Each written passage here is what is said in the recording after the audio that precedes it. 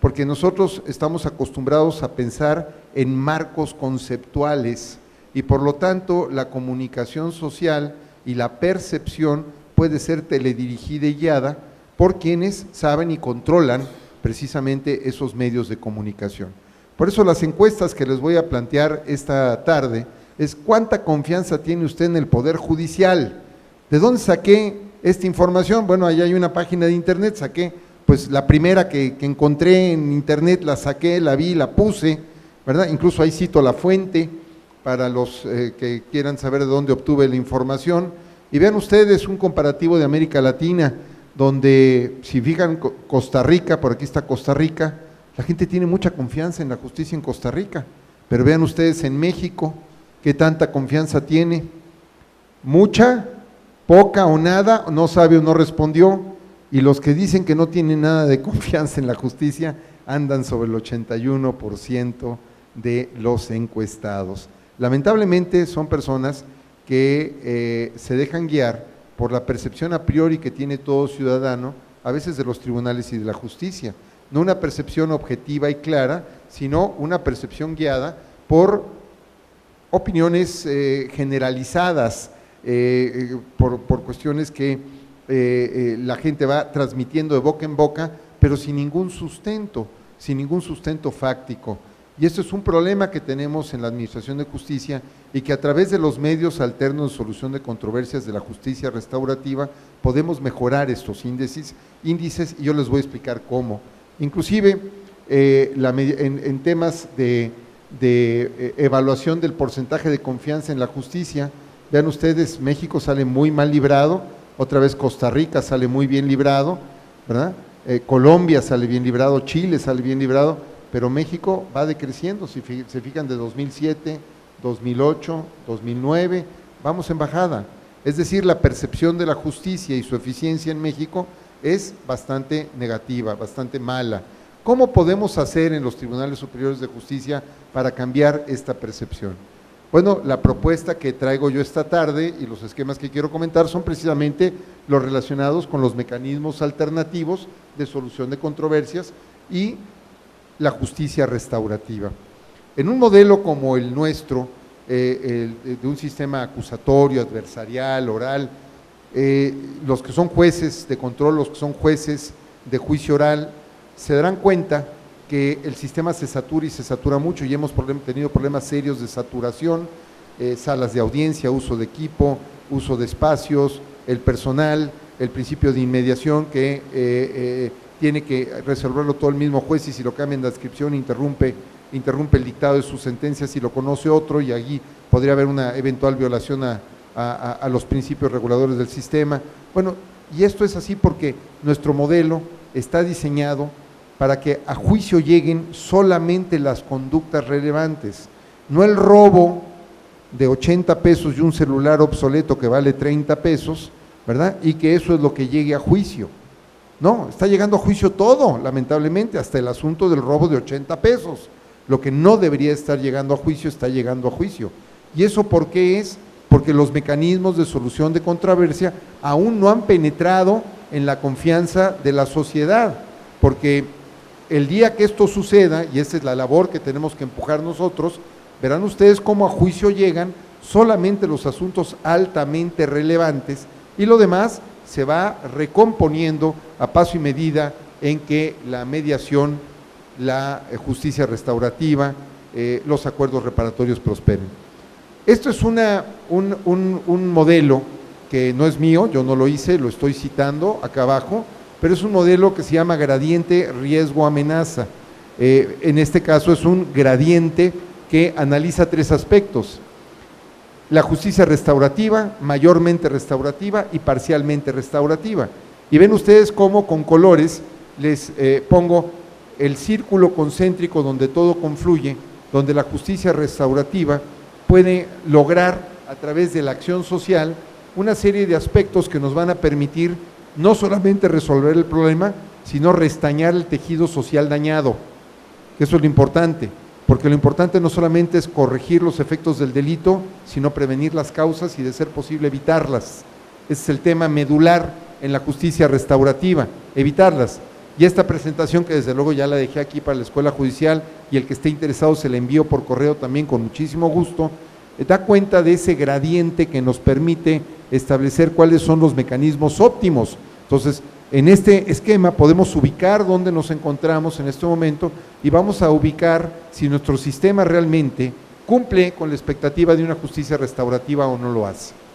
En este sentido, tanto el artículo 17 y 18 de la Constitución General de la República establece que debe de haber vías alternas de solución de controversias. Ya es un mandato constitucional. Por primera vez se incorpora de las reformas de 2011 un mandato constitucional hacia la justicia alternativa y lógicamente esta justicia alternativa hoy por hoy también tiene que hacerse en clave de tutela de derechos humanos.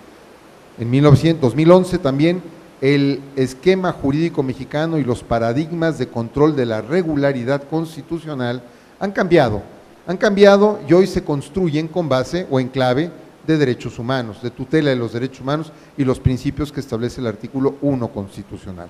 Entonces, no podemos dejar de considerar esos aspectos y desde luego los mecanismos que nuestras leyes establecen, aquí resalto en verde los acuerdos reparatorios entre víctima y imputado en los delitos culposos o patrimoniales que admiten perdón o querella. También pues no hay que perder de vista los criterios de oportunidad, los procedimientos abreviados, la suspensión condicional del juicio a prueba, que son otros esquemas también de terminación anticipada y que todos subyacen en acuerdos reparatorios, inclusive la suspensión condicional del juicio a prueba requiere un compromiso del justiciable para enmendar su conducta, para restablecer las cosas en lo posible al estado en que tenían, reparar el daño moral y material a la víctima y desde luego reconciliarse con la sociedad a la que afectó y dándole al delincuente también una segunda oportunidad, lo cual es muy importante. Ahora, bien, el artículo 184 del Código Nacional de Procedimientos Penales lo estoy poniendo aquí simplemente para señalar que nuestro código tiene una reglamentación bastante exigua y lo cual me parece muy bien que sea una reglamentación exigua, que sea poca la reglamentación, porque eso da un espacio mayor. Fíjense, hay un principio de interpretación constitucional. Cuando la Constitución o las leyes prohíben a la autoridad, prohíben lo menos, y cuando permiten, permiten lo más. Y cuando se aplica a los particulares, el principio se invierte. Cuando la Constitución permite a los particulares, permite lo menos, y cuando prohíbe, prohíbe lo más. Es una variación del principio de legalidad, una interpretación más extensiva a ese principio. Y entonces una regulación de los acuerdos reparatorios mínima, exigua, pequeña, vamos a decirle esmirriada, flaca, ¿verdad? Bueno, le permite una acción mayor a la autonomía de la voluntad de las partes y una acción también concertada en clave de derechos humanos a la autoridad para poderla construir. Los acuerdos reparatorios, su definición, incluso ahí está el artículo, claro, no lo estoy copiando tal cual, qué chiste tiene, sino para qué me invitan, ¿verdad? Le pongo las palabras clave y se celebran entre víctima y ofendido y el imputado, los aprueba el agente del Ministerio Público, el juez de control, y deben de ser cumplidos en sus términos para que sean capaces de extinguir la acción penal. Es decir, proceden ¿en qué delitos? Delitos de querella o los que admiten perdón, los delitos culposos y los patrimoniales cometidos sin violencia sobre las personas. Es el límite que establece la ley. Y no proceden en delitos de violencia familiar o donde el imputado haya incumplido previamente un acuerdo reparatorio, salvo que haya sido absuelto. Como ven, aquí hay muchas preguntas que podríamos hacernos. Por ejemplo, ¿se procede un acuerdo reparatorio y una suspensión condicional al juicio a prueba en delitos de mayor impacto? ¿Convendría incluirlos? ¿Sería prudente considerarlos bajo el esquema de restañar el tejido social cuando éste se encuentra destruido? ¿Reincorporar a un delincuente a la sociedad de la cual ha sido un transgresor a sus normas? Pues son preguntas que valdría la pena hacernos y que desde luego los haremos. Y los efectos son muy sencillos. Cumplimiento inmediato del acuerdo reparatorio, bueno, ahí extingue la acción penal y hay un sobreseimiento, no hay problema. Cuando hay un cumplimiento diferido, ¿Qué pasa? Pues hay que suspender el proceso, se suspende también la prescripción, pero tenemos que estar supervisando su cumplimiento para que cuando se cumpla se extinga la acción penal. Entonces, aquí vamos a empezar a entrar ya al tema central que quiero tratar con ustedes. Los límites a los acuerdos reparatorios. Las obligaciones que contraen no resultan notoriamente desproporcionadas. ¿Se acuerdan ustedes de los cursos de Derecho Civil donde nos hablaban de la lesión?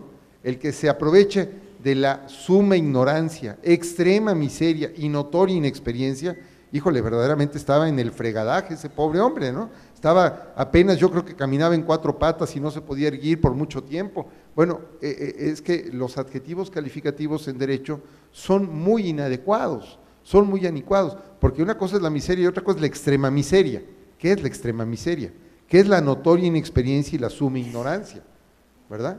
O sea, es un aspecto conmovedor, o sea, el que tenga estas 3 características, bueno, verdaderamente el que no se meta la mano en la bolsa y lo ayude, pues, sería verdaderamente monstruoso, pero ese aspecto tenemos que establecer cuáles son los límites a la lesión, a la disparidad en las partes.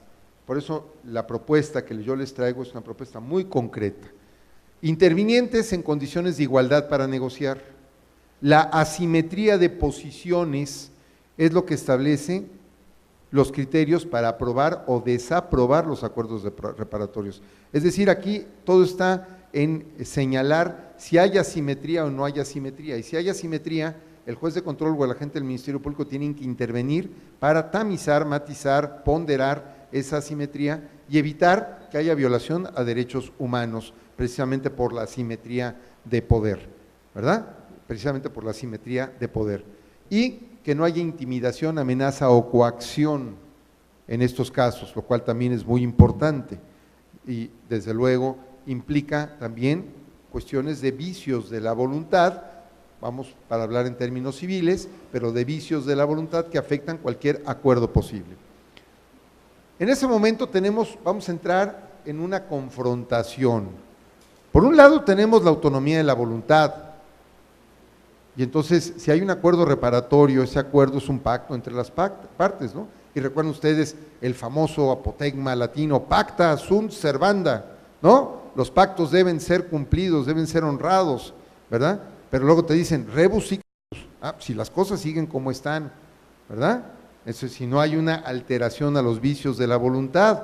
Bueno, ese principio que lleva nada más 5,000 años o 3,000 años, desde Ulpiano, desde la Roma clásica, por lo menos 2,000 años, bueno, tenemos que ese esquema de la autonomía de la voluntad y las reglas del derecho civil a los pactos, ¿aplican a los acuerdos reparatorios o no?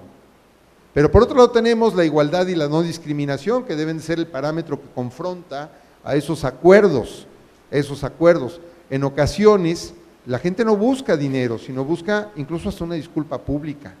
O sea, yo quiero que el delincuente me pida perdón, porque me dio un susto espantoso, eso no lo paga con nada, ni siquiera el daño moral, ni el daño psicológico, que es daño material, las terapias que tengo que ir con una psicóloga para que se me quite el susto, eso no me lo paga con ninguna cantidad de dinero. Prefiero que me ofrezca una disculpa y que me prometa que nunca más va a volver a delinquir y a hacerle pasar. Bueno, hay ocasiones que la gente eso pide, está pidiendo una disculpa, una retractación, que el delincuente asuma su condición de delincuente, de transgresor, la reconozca y presente un sincero propósito de enmienda, más que un pago en pesos y centavos, no todo se constriñe a ello.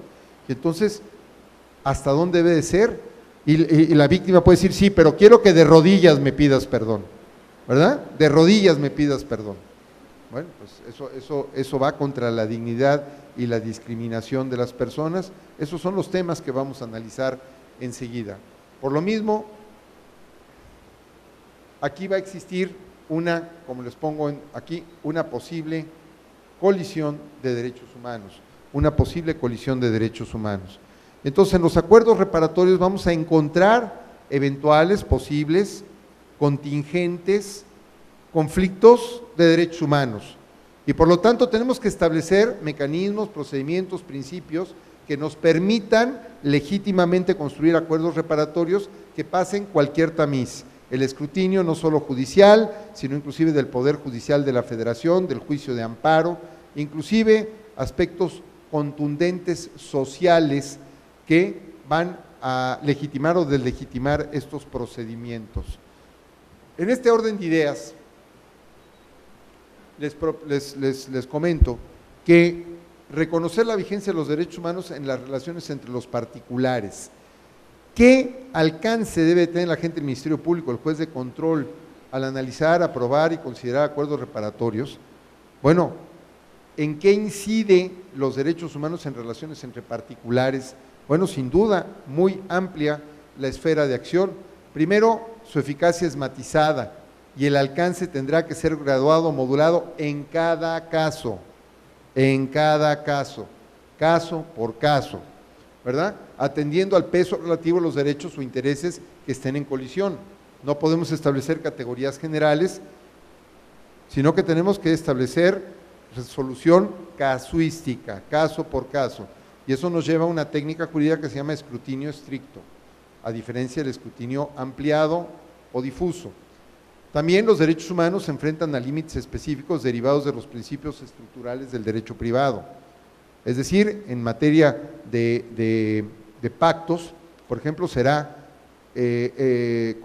constitucional o estará construido en clave de derechos humanos un pacto entre dos comerciantes, por ejemplo, dos comerciantes de la central de abastos de Toluca, que pacten, oye, yo te presto hoy 100,000 pesos en la mañana y para en la noche me tienes que pagar el 10%, 110,000 pesos, 10% diario.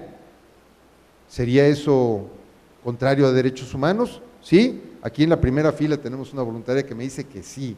Pues yo te voy a demostrar que no, nada más por llevarte la contraria, mi querida amiga, nada más por llevarte la contraria. Porque los dos son comerciantes, los dos saben dónde les aprieta el zapato y los dos saben que el señor va a llegar a comprar en la mañana un camión de jitomate en 100,000 pesos y lo va a vender en 150,000 pesos para en la noche. Se va a haber ganado 40,000 pesos, de los cuales 10,000 le da a su socio que le prestó el efectivo, si no, no hubiera podido hacer el negocio. ¿Ahora cambiaste de opinión? Qué bueno, me es fácil hacer cambiar de opinión a la gente, y eso es lo que busco, confrontarlos con una realidad. Sin embargo, si ese mismo comerciante le pide a otro comerciante más rico y le dice, oye, tengo un apuro familiar, fíjate que tengo una esposa, una hija, un hijo en el hospital, necesito dinero, dice, ¿cómo no? Yo te lo presto, pero te cobro el 10% de interés diario. En esas condiciones habría una total asimetría, porque no se trata de hacer un negocio para dejar o ganar dinero, sino se trata de una situación donde le está comprometiendo su vida y no tiene opciones, y entonces va a tomar el dinero al costo que sea, aunque sea lesivo, y en ese caso sí habría una violación a los derechos humanos. Ya la Corte incluso ha determinado un parámetro general, que todo interés arriba del 37% es usurario y menor a eso no es usurario. A mí 37% me sigue pareciendo usurario, ¿verdad? Por eso el que quiera que le preste dinero al 30 módico anual, yo les presto, pero estaríamos en clave de derechos humanos, pero a mí se me hace un interés usurario. Pero, ¿qué tenemos que hacer? Analizarlo caso por caso, bajo el estándar de un escrutinio estricto,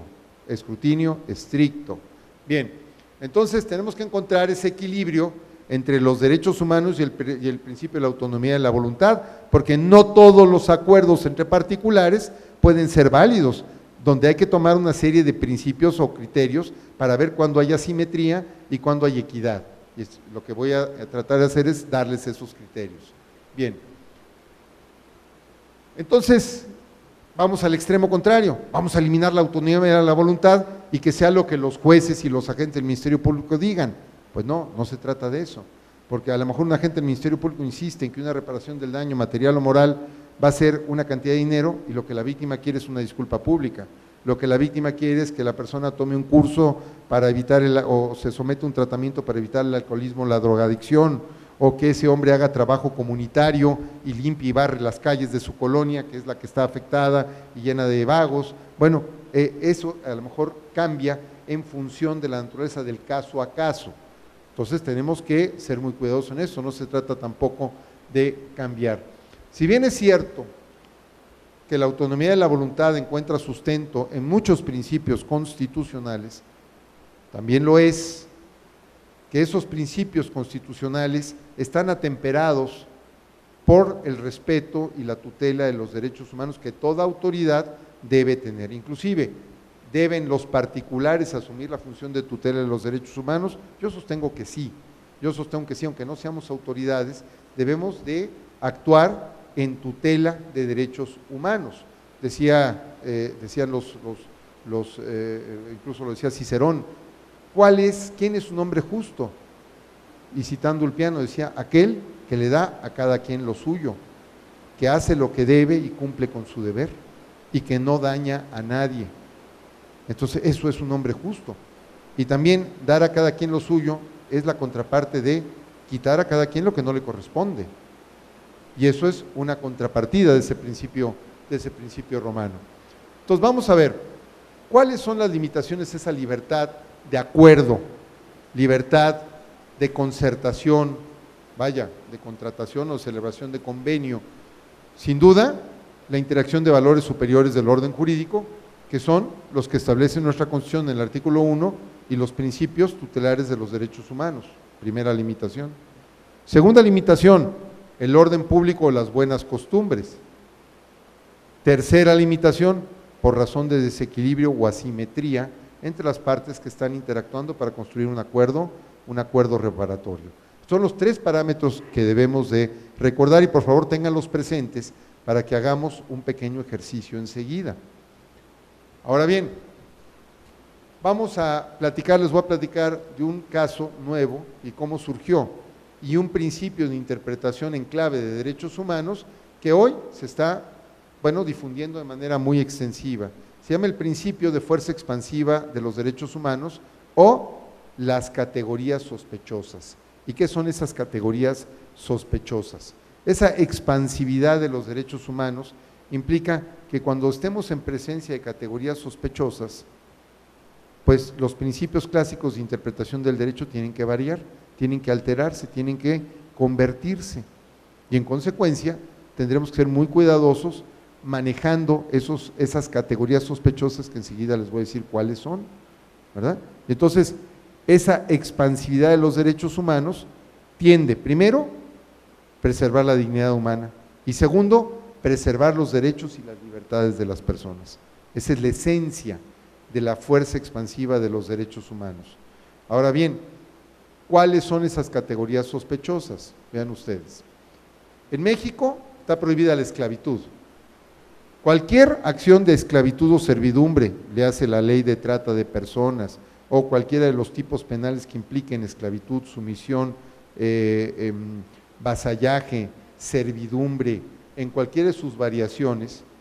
Hoy ya no tenemos esclavos como tales, pero sí podemos tener gente trabajando en condiciones oprobiosas o realizando actividades indignas o afectando su convivencia personal humana, trabajando, pues por ejemplo, nada más mediodía, ¿no? O sea, de las 24 horas, 12 del día, sin comer, sin tomar agua, condiciones, es una forma de esclavitud moderna.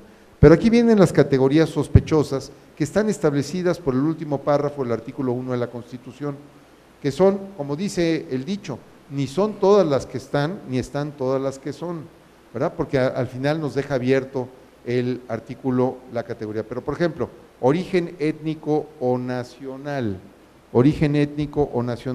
Eso no puede ser una categoría sospechosa al momento de llegar a un acuerdo reparatorio. Oye, no voy a llegar a un acuerdo con él porque es de una nacionalidad o una religión que no respeta los acuerdos y que busca abusar de su posición. O ahora que nos caen gordos los gringos, no porque es gringo, ¿verdad? Entonces mejor que se vaya a la cárcel, no quiere un acuerdo reparatorio. No, oye, tiene todo el derecho, no es posible establecer que por nacionalidad o origen étnico, ¿verdad?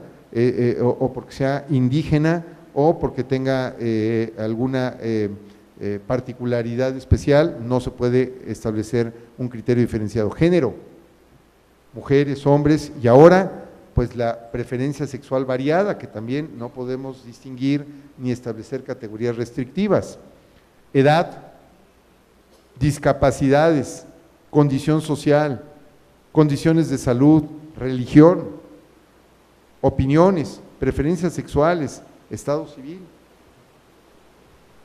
¿verdad? Inclusive, por ejemplo, tratándose de salud, mujeres que estén embarazadas, que hayan cometido un delito y que las obliguen a una acción que no puedan realizar precisamente por su estado de gravidez. En consecuencia, esas categorías sospechosas que están aquí, siempre que estemos en presencia de ellas, tendremos que tener un foco rojo, tratándose de los acuerdos reparatorios porque implican de antemano y a priori una asimetría, una categoría que presume la violación de derechos humanos y que el acuerdo no está realizando en clave de derechos humanos y su tutela al más alto nivel. Entonces, esta es una cuestión que hay que atender muy bien. Y luego, a ver, aquí hay otra cosa más, contra la dignidad de la persona o que no se limite su libertad y se anulen sus derechos. Entonces, otra categoría que nos establece mucha más amplitud. Y todo tiene que ver con una palabra clave que se llama asimetría. Cuando hay asimetría de las partes, la autoridad tiene que intervenir para romper esa asimetría de las partes y no puede permitir la construcción de un acuerdo reparatorio sobre la base de la asimetría. Ahora, ¿cómo le vamos a hacer los que estamos en el Poder Judicial y los que trabajen en las procuradurías o en los centros de mediación? Bien, ¿cuál es el alcance del control? Bueno, el principio del escrutinio estricto. ¿Cómo ha surgido y por qué llegó esto a tierras mexicanas? Bueno, hace 4 meses, aproximadamente 5 meses, hubo un famoso caso que resolvió la Corte sobre las meseras del Angus y la destilería. Los hombres seguramente negarán que han ido a esos lugares, lo van a negar, no les crean, han ido. Donde las meseras tienen, pues, condición, son muchachas muy guapas, jovencitas, etcétera. Entonces, lógicamente la contratación del personal tiene un cierto criterio, ¿basado en qué? En la edad, en las medidas antropométricas, hasta en el color de la piel, en la raza, en muchas cosas. Y en consecuencia, pues son criterios discriminatorios. La Corte, cuando se publicó en un periódico una convocatoria para citar a meseras del Angus y la destilería, bueno, grupos de protección de derechos humanos se inconformaron y plantearon la posibilidad de aplicación de daños punitivos y reparación del daño moral a esas empresas. Y perdieron la primera instancia, perdieron la segunda instancia, perdieron el amparo directo y se fueron al amparo en revisión y la Corte lo atrajo a la segunda sala de la Suprema Corte de Justicia. ¿Y qué creen? Para sorpresa de todos, se establece una nueva categoría de tutela de los derechos humanos con base en el escrutinio estricto. Es decir, la fuerza expansiva de las categorías sospechosas revierte la carga de la prueba. Cuando estamos en presencia de categorías sospechosas y alguien se siente discriminado, él no tiene que probarlo, sino el que tiene la carga de la prueba es el que es señalado como discriminador y esa carga de la prueba la tiene que cumplir a cabalidad. Ven cómo se invierten los principios tradicionales del derecho en presencia del derecho, de los derechos humanos. Por eso esta reforma de verdad le ha dado giros de 180 grados, pero a cada rato ya parece reguilete nuestro orden jurídico porque estamos trastocando absolutamente todas las certezas que teníamos anteriormente. Bueno, ¿y de dónde sacaron los principios de esto? Los que busquen la sentencia o me la pidan y se las mando con mucho gusto, van a encontrar que los precedentes que se citan son de los tribunales de Estados Unidos de América, donde sí existe la categoría de los daños punitivos, o los gringos les llaman punitive damages, donde se te impone una sanción dependiendo la calidad del sujeto. Si es muy grande el sujeto, muy importante, la sanción es mayor; si es muy chico, la sanción es menor, ¿verdad? Entonces les imponen una sanción para evitar que a futuro continúen con violaciones de derechos humanos y sean más cuidadosos. Y este tiene un efecto ejemplificativo en la sociedad. Por eso, en materia de acuerdos reparatorios, tenemos que establecer un principio de escrutinio estricto para enfrentar estos temas, por contraposición a un escrutinio ampliado o permisivo, ¿verdad? ¿Y qué es el escrutinio estricto? Vamos a ver, estricto, que las violaciones a los principios de igualdad por el uso de categorías sospechosas implican restricciones a los derechos humanos, lo que les acabo de decir.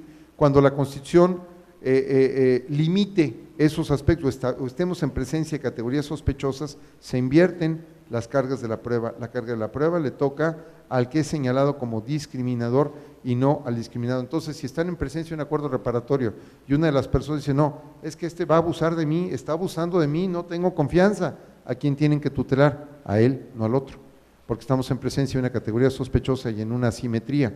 Tiene él, oye, es que me amenaza, me están amenazando, este es de la delincuencia organizada, si no firmo como él me pide, mañana van a quemarme mi caso, me van a volver a asaltar o me van a golpear a la vuelta de la esquina. Y lo clásico, bueno, a ver, es una apreciación subjetiva, ¿qué pruebas tienes de eso? Pues no, obviamente no va a tener ninguna, por eso tenemos que aplicar el principio de escrutinio estricto y creerle, decir, me siento amenazado, ese solo hecho revierte la carga de la prueba y hay que tener en cuenta que está hablando con la verdad y en ese momento en presencia de categorías sospechosas con asimetría o sospecha de una violación de principios de simetría en un acuerdo reparatorio, tenemos que creerle a la otra parte. ¿Me explicó? Entonces, este es un tema que cambia, obviamente, la perspectiva de la construcción de un acuerdo reparatorio, ¿verdad? El escrutinio amplio, por el contrario, cuando no estemos en presencia de categorías sospechosas, imagínense que dos personas tienen un choque. Siempre hay un culpable y un inocente, un delito culposo. Vaya, un alcance, alguien le pega atrás a un coche, la culpa es del que pega, se llama alcance, el peritaje en materia de tránsito sale como debe de salir y el accidente se comete entre un señor que tiene un BMW XL 30, 40, 50 y el otro tiene un Mercedes-Benz E30, 50, 80, los modelos más caros del país, ¿no? Y entonces el otro dice, no, espérame tantito, es que yo tenía que cerrar un negocio muy importante y este baboso por pegarme atrás y venir hablando por el celular, no se fijó, me pagó, que me pague $1,000,000. Oye, pero tu daño no significa, no, sino que se vaya a la cárcel, es su culpa, además venía borracho, y el otro dice, oye, mira, espérame, no, vamos a llegar a un acuerdo, no llevemos las cosas a más, ¿verdad? No llevemos las cosas a más, y entonces estamos en presencia de dos personas sin asimetría de poder, donde el juez tiene mucha amplitud y sobre todo las partes tienen mucha amplitud, y si en ese caso uno dice, oye, a mí dame 500,000 pesos ya me muere, y el otro dice, mira, ¿sabes qué? Con tal de quitarme de encima este problema, ahí te van los 500,000 pesos ya me muere, perfecto, estamos en presencia de un escrutinio amplio donde no haya asimetría en la negociación y se puede llegar al que sea, entonces eso obviamente no lo podemos llevar a una generalidad, sino que tiene que ser caso por caso, solo en ese caso se puede dar, si el Tsuru 79 o Tsuru 90 choca contra el Mercedes-Benz ese último modelo y la culpa es obviamente del Tsuru, pues no le vas a exigir al del Tsuru una reparación del daño similar a la que se debería exigir a otra persona en condiciones diferentes. En consecuencia, esa asimetría es lo que nos da la pauta de si estamos frente a un escrutinio amplio o un escrutinio estricto. Entonces hay que resolver en escrutinio estricto caso por caso. Y esto nos da la posibilidad, desde luego repasando mis libros de derecho romano y las máximas y los principios del derecho romano, saqué este principio. Secundum batracius, lapida est. A ver, alguien que le guste el latín, ¿qué quiere decir esto? Secundum batracius, lapida est. A ver, se los voy a traducir al mexicano ordinario. Según el sapo, es la pedrada. Según el sapo, es la pedrada. Y entonces tenemos que analizarlo en escrutinio estricto, caso por caso, y como dice el principio clásico, según el sapo, es la pedrada. ¿De acuerdo? Bien, les aseguro que esto no se les va a olvidar, porque aunque parezca una broma, es una técnica de enseñanza y didáctica, para que se acuerden que el escrutinio estricto hay que verlo caso por caso y según el sapo es la pedrada. Y esto les aseguro que nunca se les va a olvidar, y lo van a tener como una cuestión de mnemotecnia, se van a acordar de la plática y del principio. Entonces es una forma y una técnica para que ustedes se acuerden. No solamente es hacer más agradable el momento, sino también una técnica pedagógica. Bien, vamos a ver. En la operación práctica de estos principios, ¿qué tenemos que hacer? No basta que tengamos nuestros centros de mediación, no basta que tengamos a nuestros facilitadores, hay que crear toda una cultura de transformación en materia de mediación. ¿Y qué es lo que se propone en estos casos? Desde luego, desarrollar una cultura de mediación que vaya desde el civismo. El Tribunal Superior ha hecho un programa que a mí me parece precioso en las escuelas, se llama Yo por la Justicia, que me parece un programa espléndido que busca desarrollar en los niños los principios de justicia restaurativa, los principios de dar a cada quien lo suyo, de no tomar lo que no te pertenece, de vivir honestamente y de respetar los principios de convivencia social. Si lo enseñamos desde la escuela, desde el kinder, la primaria, vamos a construir mejores ciudadanos. Pero también tenemos que capacitar facilitadores técnicamente capaces con formación ética, y si quieres personas técnicamente capaces con formación ética, voy a decir una cosa que ustedes dijen que la dije, yo lo negaré en público y en privado. Por lo tanto, tendrán que estar muy bien pagados, porque se trata de profesionales en la materia que tienen que dedicar su vida a perfeccionar sus técnicas, sus estrategias y sus habilidades en materia de mediación. También tenemos que tener…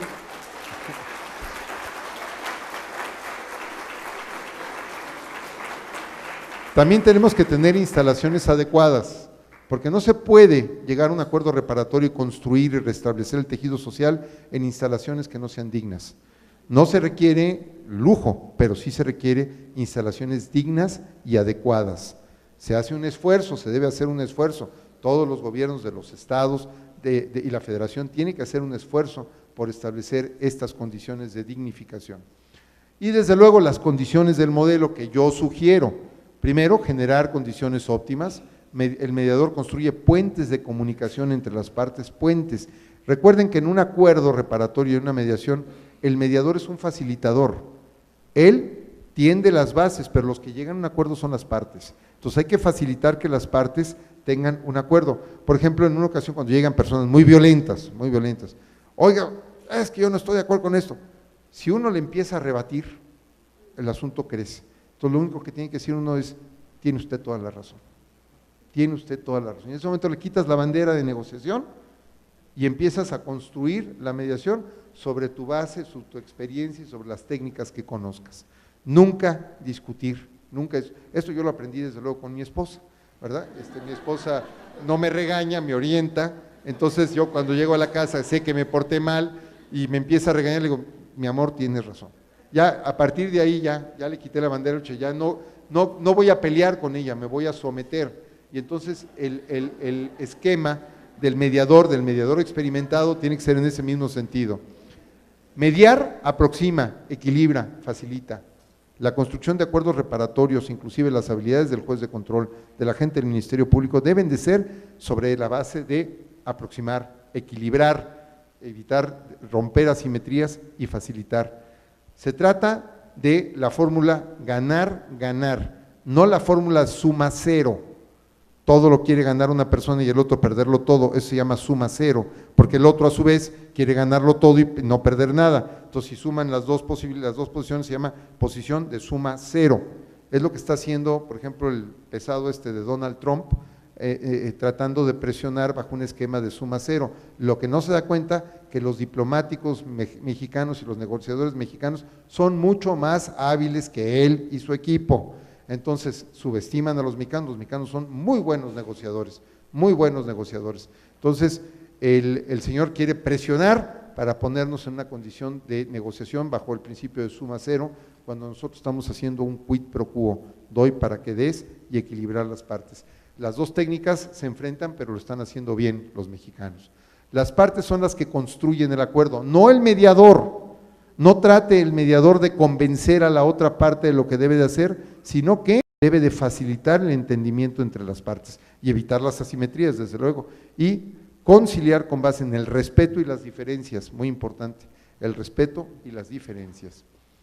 Bueno, ¿por qué se necesita? ¿Cuáles son las condicionantes? Mucha transparencia y actuación ética. Y actuación ética, ¿verdad? La percepción hacia el Poder Judicial a veces no nos ayuda, pero es una percepción, creo yo, equivocada. Entonces tenemos que construir una percepción ética adecuada con base en todas las condiciones que les acabo de mencionar: buen trato, buenas instalaciones, buena capacitación. Se trata desde luego de cambiar el paradigma en la justicia restaurativa. No vamos a poder cambiarlo sin la voluntad, decisión y fortaleza de las instituciones que se dedican a esto. Las universidades tienen que asumir también sus tareas de crear centros de mediación y concertación y ser organismos de apoyo a los poderes judiciales, propiciar la participación activa en la población para encontrar formas de relacionarse entre sí, sobre todo todos los que hemos tenido problemas vecinales o de condominio, etcétera. Se ve que las relaciones entre personas es muy difícil. Nunca falta el que no quiere pagar el mantenimiento, el que se quiere pasar de listo y deja la puerta abierta, el que se cuelga con un diablito de la luz de los demás o no quiere pagar el agua. Bueno, eso es muy frecuente. Entonces tenemos que encontrar a través, si ven la primera lámina, esos círculos de paz y mediación. Inclusive les voy a recomendar alguna bibliografía en relación a la construcción de las sociedades autogestivas y los círculos de conciliación. ¿Qué es una sociedad autogestiva? Aquella que no pide, sino que gestiona para sí misma sus necesidades. Y esto tiene que sentarse sobre estas bases. Se privilegia la responsabilidad personal y el respeto al otro. Una persona que quiere construir un acuerdo reparatorio tiene que partir de la base de aceptar sus propias responsabilidades, asumirlas y respetar al otro, y establecer un puente de comunicación. El mediador tiene que servir como facilitador de ello. Despresurizar obviamente a los órganos jurisdiccionales. En verdad, a mí me llegan al Tribunal de Alzada, me llegan asuntos de robos de 80 pesos y 100 pesos, ¿verdad? Donde se llega a un juicio oral, y al final de todo el esquema, el justiciable dice: a ver, yo quiero, antes de que termine todo esto, quiero decir una cosa. ¿Qué creen? Sí, confieso y me acojo al beneficio del artículo 58 del Código y pido que me hagan una reducción de pena, y ahí le va la reparación del daño, para que me den todos los beneficios. ¿Y por qué lo hizo hasta el final? ¿Por qué lo hizo hasta el final? Porque el justiciable, y tiene todo el derecho a ello, va a buscar el máximo beneficio de su experiencia procesal. Incluso si el abogado le dice: no, ¿sabes qué? Estamos perdidos, las pruebas de sí vino el denunciante y sí te señaló, y los policías captores sí te señalaron, estás perdido, así es que mejor pide perdón, confiesa y pide que te apliquen una reducción de una tercera parte y paga la reparación del daño para que te reduzcan hasta una mitad, ¿verdad? Y entonces, bueno, así está estructurado nuestro sistema jurídico, y si la ley lo permite, no tiene por qué negársele al justiciable. Pero si este esquema se construyera antes de todo esto, bajo un esquema de mediación, e inclusive en los reclusorios, en los centros preventivos, se hicieran círculos de trabajo con los internos que estén en estas condiciones, bueno, lamentablemente la prisión preventiva oficiosa que se da en delitos patrimoniales como robo con violencia, pero sin embargo en ese robo con violencia no se dañó a las personas ni a los bienes y se recuperó el monto de lo robado, pues hay que concientizar a los internos de eso. ¿Y eso dónde se va a hacer? ¿Afuera, en los juzgados, en las instalaciones? No, hay que pedirle a los centros penitenciarios que abran sus puertas y que faciliten a las unidades de mediadores entrar ahí y darles cursos de capacitación, sensibilización, programas especiales para buscar que los internos acepten eso y reduzcan su estancia en prisión. Y también despresuricen el sistema judicial, ¿verdad? Se comenta que apenas del 100% de delitos que se cometen, un 10%, y hablo de memoria desde luego, un 10% llega a juicio, y de ese 10% que llega a juicio, 6 o 7 se van a juicio oral y los demás 4 o 3 se van a medios alternativos de solución de controversias. Ahora imagínense si la Procuraduría trabajara más eficientemente y en vez del 90% consignar el 90% de impunidad, tuviera un 20% de eficiencia, el doble, que no suena nada mal, pues nos parte a los tribunales, no tendríamos capacidad de respuesta. Duplicar la necesidad de servicios judiciales con el mismo personal, las mismas instalaciones, no nos daríamos abasto, salvo que logremos un sistema de despresurización que es la justicia restaurativa. Entonces, una sugerencia es ir a las cárceles y a los centros de reclusión para hacerlo. Desde luego, aquí la finalidad, aquí le pongo separar la función punitiva del Estado.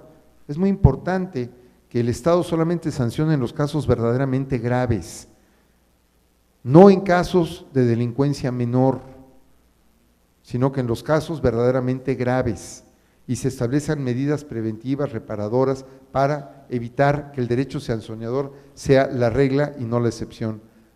Perdón. Son la justicia restaurativa, un método de descongestión, ya lo vimos, y el principio de reconocimiento de la víctima como centro de la solución del problema, porque antes la víctima era ignorada, hoy por hoy ya la víctima entra al drama penal y es, en mi opinión, el centro de importancia sobre el cual gira la solución de todos los conflictos. Bueno, aquí yo propongo un esquema de conciliación penal y lo propongo como un programa de conciliación penal que implique no solamente temas de justicia alternativa, mediación, sino un programa que se llama Programa Integral de Conciliación Penal, que incida en los jueces, en los conciliadores municipales o jueces cívicos en otros estados, en los centros de prevención y readaptación social, en los centros de alcohólicos anónimos, en fin, crear todo un programa estatal que nos permita resolver de manera integral la prevención del delito y la justicia restaurativa. También que las víctimas reciban una oportunidad para recibir la reparación del daño moral y material, porque a ver cuántas sentencias existen donde se condena al justiciable el pago del daño material y moral, y pues ¿qué les queda a las víctimas? Enmarcarla, la enmarcan, mira, y cobraste $1, no hombre, que voy a cobrar, hasta gasté en el marquito que le puse, pues menos voy a cobrar. Entonces, son ilusorias. Por ejemplo, dentro de los sistemas de justicia alternativa, establecer programas de trabajo para los internos, por virtud de los cuales cobren una cantidad y se parta esa cantidad en 3. Una parte va para pagar la reparación del daño, mucho o poco, pero una parte va para pagar la reparación del daño. Otra parte va para las necesidades familiares del interno y una última parte, y no necesariamente tienen que ser igualitarias, y una última parte va para que el propio interno satisfaga sus necesidades adentro del sistema penitenciario. De tal manera que podría yo proponer un 40-20, 40 para reparar el daño, 40 para la familia del interno y 20 para él, para tener necesidades básicas dentro del reclusorio. De tal manera que se garantice una efectiva reparación del daño, se reciba también una disculpa, porque en eso hemos fallado también. El delincuente debe ofrecer una disculpa, debe sincerarse con la sociedad a la que afectó, porque eso realmente tiene un efecto psicológico importante. Es el principio de la readaptación, el reconocer nuestras culpas y ofrecer una sincera disculpa y un propósito de enmienda.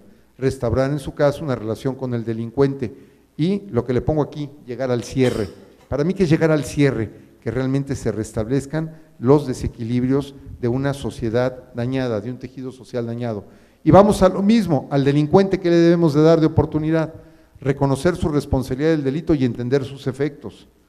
Y hay que trabajar con él para eso. La readaptación social debe de ser eso, no sancionarlo en la cárcel, sino realmente hacer lo que entiende esto. ¿A través de qué técnicas? Técnicas de deporte, técnicas de trabajo, técnicas de enseñanza, escuela, que sean obligatorias, no es violar de derechos humanos, tiene que ser obligatorios, porque si no, ahora los reclusorios ¿qué hacen? Los dejan en la vagancia total, porque es que si no violamos sus derechos humanos. No, señores, están malentendiendo el tema y el concepto de derechos humanos, ¿verdad? Si el sistema penitenciario estuviera a mi cargo, ¿yo qué haría? A ver, Comisión de Derechos Humanos, voy a plantear este programa, dame tu opinión consultiva.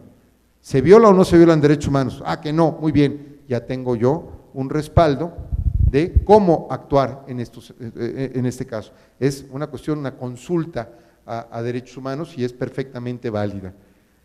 Segundo, expresar las emociones, incluso el remordimiento sobre el delito. Es muy importante el desahogo, el duelo por el daño causado y también por el sufrimiento que el delincuente va a recibir a cambio.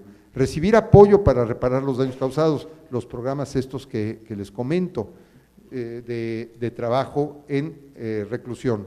Reparar el daño o la restitución, pedir disculpas a la víctima, más bien ofrecer disculpas a la víctima y restaurar su relación con la víctima y en su caso llegar al cierre. Si se fijan, los dos temas los termino igual, llegar al cierre para la víctima y llegar al cierre para el justiciable.